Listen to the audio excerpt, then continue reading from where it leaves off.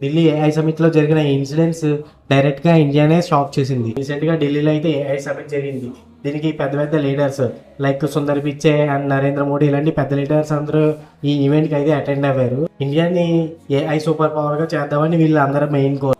ఒక యూనివర్సిటీ ఆ రోబోడాగ్ని పైకి అయితే తీసుకెళ్లి దాని మీద ప్రదర్శనలు అయితే చేసింది. ఇది ఇండియాలోనే డెవలప్ చేసామని క్లెయిమ్ చేసింది. దానికి అందరూ అయితే మెచ్చుకున్నారు అప్పుడు.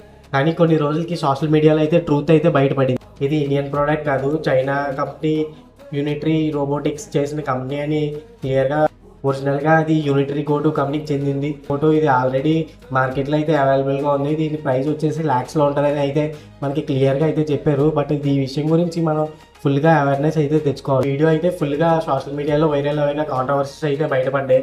అలాగే గవర్నమెంట్ అయితే ఇమీడియట్గా రియాక్ట్ అయ్యి ఆ యూనివర్సిటీని అయితే సమిట్లోంచి అయితే బయటకు పంపించేసింది.